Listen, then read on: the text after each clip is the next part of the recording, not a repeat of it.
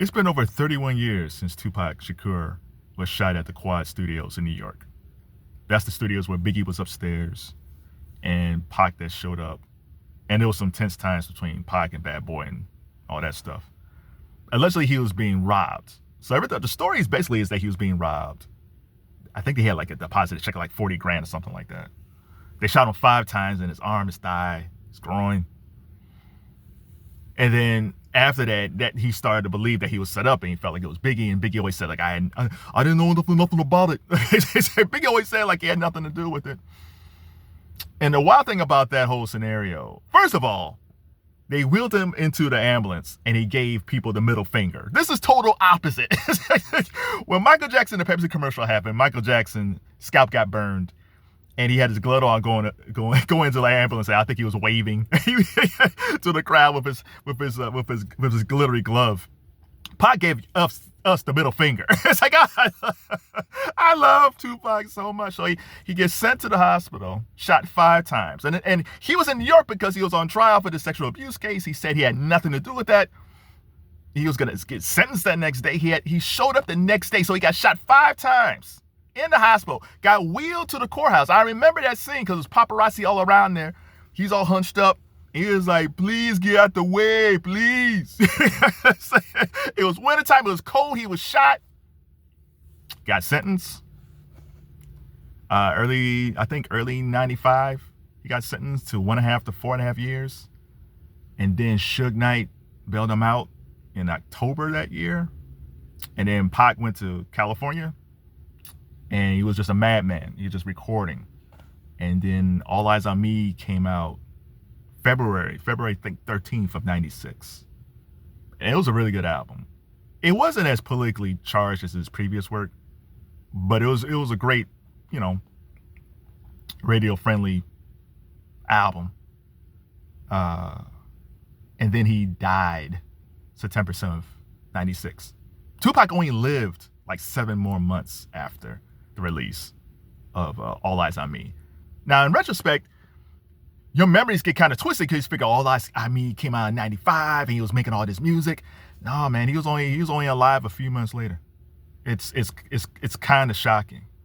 What's even more shocking, like when he got shot in Las Vegas, is that we all thought, or at least I thought, that he was going to live. Up until that time, every time Tupac was shot, he lived. The first incident was in Atlanta. He saw this black driver being harassed by people. A shootout happened. He didn't know the guys that was harassing this dude was undercover cops. They charged him for it, but they dropped the charges because I think they said the cops were drunk allegedly or something like that. But they dropped the charges because Pac had no idea they were undercover cops. He just saw this dude getting harassed by these guys. So he had to shoot out with the cops.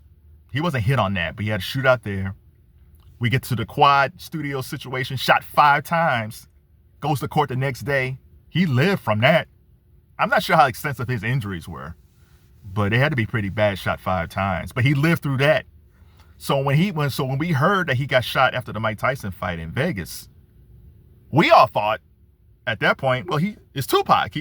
He'll be fine.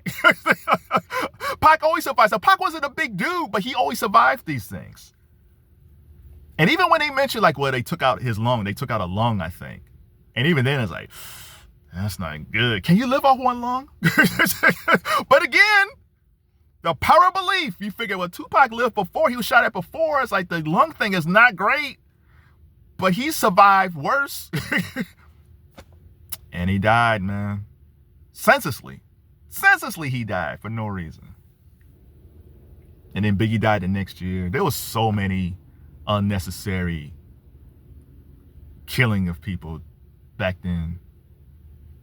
And we still haven't done anything with gun violence. We haven't done anything for gun violence.